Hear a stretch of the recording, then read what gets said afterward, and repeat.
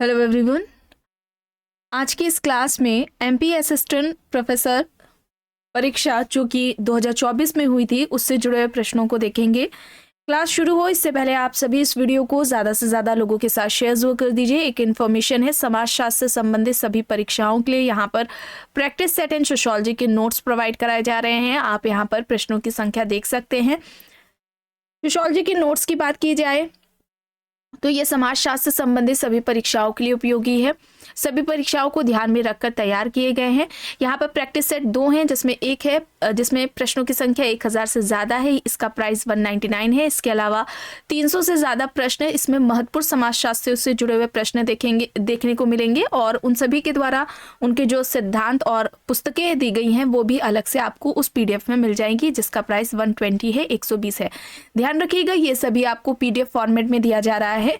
इसके अलावा यहाँ पर आप देख सकते हैं व्हाट्सएप नंबर दिया गया है। इससे जुड़ी हुई कोई भी जानकारी आप चाहते हैं तो दिए गए व्हाट्सएप नंबर पर मैसेज करके पूछ सकते हैं। पेमेंट प्रोसेस यहाँ पर UPI ID है, इस पर पेमेंट करना है और उसका स्क्रीनशॉट दिए गए व्हाट्सएप नंबर पर देना है, जिससे कि आपको PDF प्रोवाइड कराई जाएगी। यहाँ पर आप समाजशास्त्र के नोट्स में ये सारे टॉपिक्स देख सकते हैं। इस नोट्स का जो प्राइस है ये 399 है। इसमें ये सारे टॉपिक्स आपको देखने को मिलेंगे। इसके अलावा समाजशास्त्र से संबंधित ये दूसरा नोट्स है, ये आपको वन लाइनर में देखने को मिल जाएगा। दोनों में बस सिर्फ 2 बातें कॉमन है दोनों ही नोट्स में। एक तो ये यहाँ पर समाजशास्त्र से संबंधित जो अवधारणाएं और पुस्तकें हैं ये दोनों ही आपको नोट्स में देखने को मिलेंगे। बाकी के सारे जो टॉपिक्स हैं ये आपको दोनों में अलग अलग देखने को मिलेंगे और इसका जो प्राइस है 249 है। आप यहाँ पर ये सारे टॉपिक्स देख सकते हैं। इस वाले नोट्स में ये सारे टॉपिक्स हैं और इसका प्राइस 249 है, 249 है। बात की जाए आपके हायर एग्जाम के लिए जिसकी परीक्षा फरवरी में होनी है, उसका जो फर्स्ट पेपर है GS का, इसमें इस प्रैक्टिस सेट में 1000 से ज़्यादा प्रश्न हैं। इसका प्राइस पहले 199 था, जिसे कम करके 149 कर दिया गया है। यहाँ पर आप नंबर दे सकते हैं, कोई भी जानकारी चाहें तो इस दिए गए नंबर पर व्हाट्सएप नंबर है, इस पर मैसेज करके आप पूछ सकते हैं। चलिए पहला प्रश्न देख लेते हैं। पहला है, निम्न में कौन आधुनिकता का संस्थागत आयाम नहीं है? निगरानी, पूंजीवाद, उद्योगवाद, न्यायपालिका। यहाँ पर विकल्प दिए गए हैं। सही क्या होगा? इस प्रश्न का सही उत्तर क्या होगा? इनमें से कौन आधुनिकता का संस्थागत आयाम नहीं है? यहाँ पर सही होगा विकल्प D, न्यायपालिका। ठीक है, विकल्प D यहाँ पर सही है, न्यायपालिका। चलिए आगे देखिए। प्रश्न है, किसने कहा है कि सामाजिक घटनाएं चीजें हैं और उन्हें चीजों के रूप में माना जाना चाहिए? विकल्प में Emile Durkheim, Max Weber, Karl Marx, Ulrich Beck यहाँ पर दिए गए हैं। इस प्रश्न का सही उत्तर क्या होगा? किसने कहा है कि सामाजिक घटनाएं चीजें हैं और उन्हें चीजों के रूप में माना जाना चाहिए? सामाजिक घटनाएं वस्तु है और उन्हें वस्तु के रूप में माना जाना चाहिए। सोशल फैक्ट की अवधारणा एमिल दुर्खाइम की थी। यहाँ पर क्या होगा? इस प्रश्न का सही उत्तर एमिल दुर्खाइम होगा। ऑप्शन A यहाँ पर सही हो जाएगा। प्रश्न है, किसने कहा है कि शक्ति व्यवस्था का झुकाव उन समूहों के पक्ष में होता है जो गांव के लोगों की आर्थिक अपेक्षाओं को पूरा करते हैं? विकल्प में योगेंद्र सिंह है, MN श्रीनिवास है, TK उमेन है, KM कपाड़िया है। इनमें से किसके द्वारा ये बात कही गई है कि शक्ति व्यवस्था का झुकाव उन समूहों के पक्ष में होता है जो गांव के लोगों की आर्थिक अपेक्षाओं को पूरा करते हैं? यहाँ पर सही क्या होगा? शक्ति व्यवस्था का झुकाव उन समूहों के पक्ष में होता है जो गांव के लोगों की आर्थिक अपेक्षाओं को पूरा करते हैं। यहाँ पर योगेंद्र सिंह सही होगा। विकल्प A यहाँ पर इस प्रश्न का सही उत्तर हो जाएगा। प्रश्न है, किस समाजशास्त्री ने ग्रामीण और शहरी समुदायों के लिए क्रमशः जेमेनशैफ्ट और जेसलशैफ्ट समाज का प्रयोग किया था? मैक्स वेबर, टॉनीस, जॉर्ज सिमेल, लुइसवर्थ यहाँ पर विकल्प हैं। तो आप सभी जानते हैं जेमेनशैफ्ट एंड जेसलशैफ्ट का जो कॉन्सेप्ट है ये टॉनीस के द्वारा दिया गया है। यहाँ पर विकल्प क्या हो जाएगा? B सही हो जाएगा। ठीक है, ऑप्शन B यहाँ पर इस प्रश्न का सही उत्तर हो जाएगा। प्रश्न है, कौन सी सामूहिक सौदेबाजी की विशेषता नहीं है? द्विपक्षीय, स्थिर प्रक्रिया, गणतांत्रिक प्रक्रिया, व्यापार अनुबंध। क्या होगा? इनमें से कौन सामूहिक सौदेबाजी की विशेषता नहीं है? स्थिर प्रक्रिया। ठीक है, स्थिर प्रक्रिया होगा। ऑप्शन B यहाँ पर सही उत्तर हो जाएगा। प्रश्न है, ईस्ट इंडिया कंपनी हैलीबुरी में माल्थस की नियुक्ति की गई थी जिसे कहा जाता था? Centre of political economy, centre of economics and higher studies, training centre for the officers recruited, centre of political economy and history. यहां पर सही क्या होगा? यहां पर सही होगा training centre for the officers recruited. ठीक है, यहां पर ऑप्शन सी सही हो जाएगा। ऑप्शन सी यहां पर राइट आंसर है। सामाजिक जनांकी के जनक माल्थस हैं। ठीक है, चलिए आगे देखिए। प्रश्न है अनुसूचित जनजातियों व अन्य परंपरागत वनवासियों हेतु वनाधिकार अधिनियम पारित हुआ था 2007 में, 2006 में, 2009 में या फिर 2008 में। अनुसूचित जनजातियों व अन्य परंपरागत वनवासियों के लिए वनाधिकार अधिनियम कब पारित हुआ था? अनुसूचित जनजाति व अन्य परंपरागत वनवासियों के लिए वनाधिकार अधिनियम पारित हुआ था 2006 में। यहाँ पर क्या होगा? 2006 सही होगा। ऑप्शन बी यहाँ पर राइट है। प्रश्न है किन्हें आदिवासियों का मसीहा माना जाता है? मामा बालेश्वर दयाल, ठक्कर बाबा, बाबा आमटे, मेधा पाटेकर। यहाँ पर क्या होगा? सही क्या होगा? इनमें से किन्हें आदिवासियों का मसीहा माना जाता है? ठक्कर बाबा को माना जाता है। ऑप्शन बी यहां पर सही होगा। प्रश्न है एस.सी. दुबे ने किस पुस्तक में लिखा है यह याद रखना आवश्यक है कि भारतीय जनसंख्या का बड़ा हिस्सा अलग अलग मात्रा में नस्लीय मिश्रण का प्रतिनिधित्व करता है। यहाँ पुस्तकें दी गई हैं, Indian village, Indian society, India changing villages, the Kumar. SC. Dubey ने इनमें से किस पुस्तक में यह कहा कि यह याद रखना आवश्यक है कि भारतीय जनसंख्या का बड़ा हिस्सा अलग अलग मात्रा में नस्लीय मिश्रण का प्रतिनिधित्व करता है? यहाँ पर पुस्तक हो जाएगी इंडियन सोसाइटी। ठीक है, इंडियन सोसाइटी हो जाएगा। ऑप्शन बी यहाँ पर राइट आंसर हो जाएगा। प्रश्न है सामाजिक रूप से स्थापित काम करने के तरीकों को कहा जाता है? संस्था, समिति, मानदंड, मूल्य। सामाजिक रूप से स्थापित काम करने के तरीकों को क्या कहा जाता है? उसे हम क्या कहेंगे? संस्था कहेंगे। इंस्टीट्यूशन यहां पर होगा। ऑप्शन ए यहां पर राइट आंसर हो जाएगा। संस्था के विकास की बात किसके द्वारा की गई थी? समनर के द्वारा की गई थी। संस्था के विकास या संस्था के विकास की अवधारणा समनर ने दी थी। संस्थाकरण की अवधारणा, ठीक है, संस्थाकरण की अवधारणा किसके द्वारा दी गई थी? पार्सन्स के द्वारा दी गई थी। इसके अलावा संपूर्ण संस्था की अवधारणा, ठीक है, संपूर्ण संस्था की अवधारणा किसने दी है? गॉफमैन ने दी है। इसे आप याद रखेंगे। ये सारे अवधारणाएं डायरेक्टली परीक्षाओं में पूछे जाते हैं। यहाँ पर ऑप्शन ए है सही, संस्था। प्रश्न है जो भूमिका एक अभिनेता मंच पर निभाता है उसे कागज के एक रोल पर लिखा गया था, यह किसने कहा था? Karl Marx, Auguste Comte, Parsons, max weber. जो भूमिका एक अभिनेता मंच पर निभाता है उसे कागज के एक रोल पर लिखा गया था, यह किसने कहा है? यहां सही होगा पार्सन्स। ठीक है, पार्सन्स है। ऑप्शन सी यहां पर इस प्रश्न का सही उत्तर हो जाएगा। प्रश्न है कार्ल मार्क्स के अनुसार दरिद्रता परिणाम है अभाव का, संघर्ष का, शोषण का, अशिक्षा का।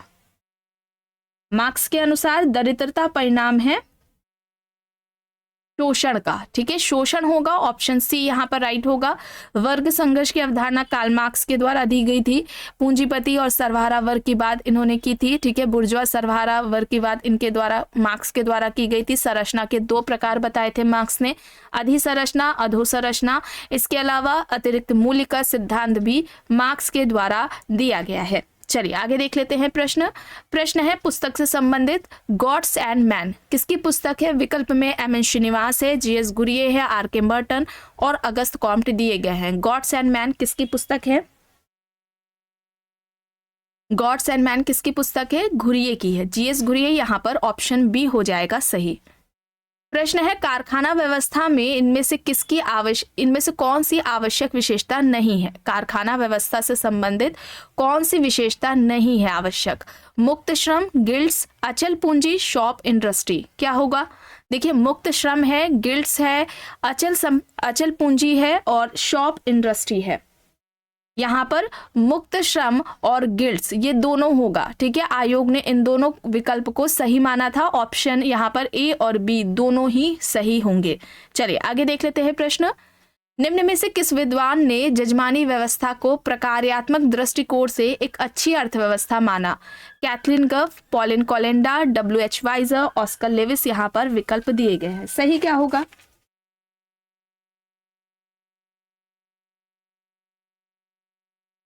इनमें से किसने जजमानी व्यवस्था को प्रकार्यात्मक दृष्टिकोण से एक अच्छी अर्थव्यवस्था माना? यहाँ पर वाइजर होगा। देखिए, वाइजर ने सबसे पहले जजमानी व्यवस्था की अवधारणा दी थी। जजमानी व्यवस्था पर सबसे पहले बात वाइजर द्वारा ही कही गई थी। वाइजर ने इससे संबंधित जो अध्ययन किया था उत्तर प्रदेश के करीमपुर गांव पर किया था। ठीक है, उत्तर प्रदेश के करीमपुर गांव पर इनका अध्ययन था और जजमानी व्यवस्था की अवधारणा दी थी। और जजमानी व्यवस्था को इन्होंने प्रकार्यात्मक संस्था कहा था। यहाँ पर वाइजर होगा सही। ऑस्कर लेविस ने जजमानी व्यवस्था को शोषणात्मक संस्था बताया था। ठीक है, शोषणात्मक संस्था बताया था। इनका कहना था उच्च जातियां निम्न जातियों का शोषण करती। इसे भी आप याद रखेंगे। चलिए आगे देख लेते हैं प्रश्न है, किसने जनसंख्या शिक्षा की अवधारणा प्रस्तुत की? H. लिबस्टेन, R. Radon, W. नोटेस्टीन, S.R. Valent. जनसंख्या शिक्षा की अवधारणा इनमें से किसके द्वारा दी गई है? H. लिबस्टेन, R. रोडान, W. नोटेस्टीन, S.R. Valent. सही क्या होगा? सही यहाँ पर होगा S.R. वेलेंट। ठीक है, S.R. वेलेंट होगा। इन्होंने जनसंख्या शिक्षा की अवधारणा दी थी। विकल्प डी यहाँ पर सही है। प्रश्न है, पर्ल प्रेगनेंसी इंडेक्स संबंधित है जनन क्षमता से, परिवार नियोजन से, मृत्यता से या फिर प्रवासन से? सही क्या होगा? यहाँ पर इस प्रश्न का सही उत्तर क्या होगा? पर्ल प्रेगनेंसी इंडेक्स इनमें से किससे संबंधित है? परिवार नियोजन से। ठीक है, परिवार नियोजन होगा यहाँ पर। ऑप्शन बी राइट आंसर हो जाएगा, फैमिली प्लानिंग। ठीक है, ऑप्शन बी यहाँ पर सही होगा। प्रश्न है, निम्न में से किसने धर्म को पवित्र और अपवित्र में विभाजित किया? Parsons, Malinowski, Emile Durkheim, Robert Merton. यहाँ पर विकल्प दिए गए हैं। इनमें से किसने धर्म को पवित्र और अपवित्र में विभाजित किया है? यहाँ पर सही होगा एमिल दुर्खाइम। एमिल दुर्खाइम ने धर्म की उत्पत्ति का सामाजिक सिद्धांत दिया था और इन्होंने धर्म का प्रारंभिक सिद्धांत टोटेमवाद को बताया था। धर्म की जो प्रारंभिक अवस्था है टोटेमवाद को बताई थी ऑस्ट्रेलिया की अरुंटा जनजाति पर। ठीक है, ऑस्ट्रेलिया की अरुंटा जनजाति पर इनका अध्ययन रहा है। ठीक है, चलिए आगे देखते हैं प्रश्न। एंथोनी गिडेंस ने किस पुस्तक में संरचनाकरण का सिद्धांत प्रस्तुत किया? आइए यहाँ पर पुस्तकें देखिए। Capitalism and modern social theory, the constitution of society, the nation state and violence.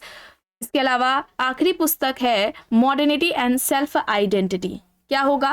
Capitalism and modern social theory, the constitution of society, the nation state and violence, modernity and self identity. किस पुस्तक में Anthony Giddens ने संरचनाकरण का सिद्धांत दिया था? The constitution of society में। ठीक है, द कॉन्स्टिट्यूशन ऑफ सोसाइटी में दिया था। विकल्प बी यहाँ पर सही हो जाएगा। प्रश्न है, समाजीकरण के संदर्भ में नीचे दिए गए दो प्राथमिक प्रस्तावों को हमारे समक्ष किसके द्वारा रखा गया? मन सामाजिक है, सामाजिक मन है। ठीक है, मन सामाजिक है, सामाजिक मन है। यहाँ पर विकल्प में जॉर्ज हर्बर्ट मीड है, फ्रायड है, जॉनसन है, कूले है।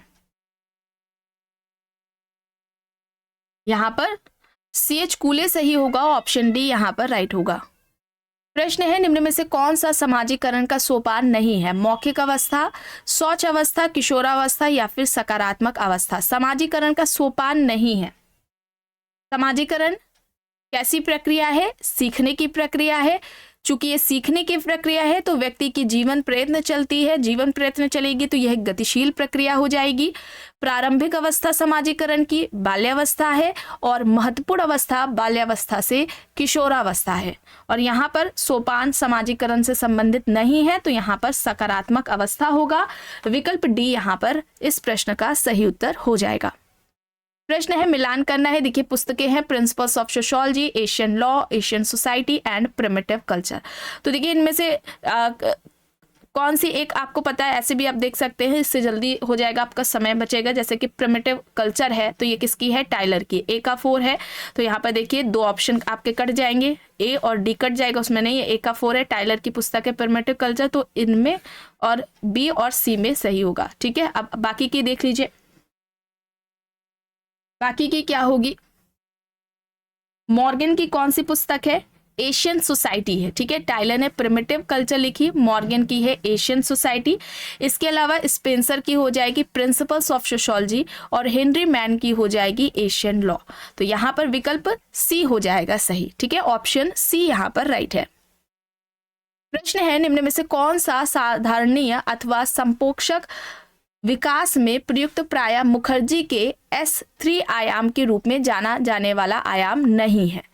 यहाँ पर देखिए अस्तित्व, सुरक्षा, शैली और गरिमा दिया गया। इनमें से कौन सा संधारणीय अथवा संपोषक विकास में प्रयुक्त प्राय मुखर्जी के S3 आयाम के रूप में जाना जाने वाला आयाम नहीं है। यहाँ पर शैली होगा, स्टाइल। ठीक है, ऑप्शन सी यहाँ पर इस प्रश्न का सही उत्तर हो जाएगा। प्रश्न है, संयुक्त राष्ट्र का रियो में 1992 में पर्यावरण एवं विकास पर वैश्विक सम्मेलन हुआ और इसके घोषणा पत्र को क्या कहा जाता है। एजेंडा 21, विकास पत्र प्रथम, पृथ्वी 3 सम्मेलन और रियो डी जेनेरियो यहाँ पर विकल्प दिए गए हैं।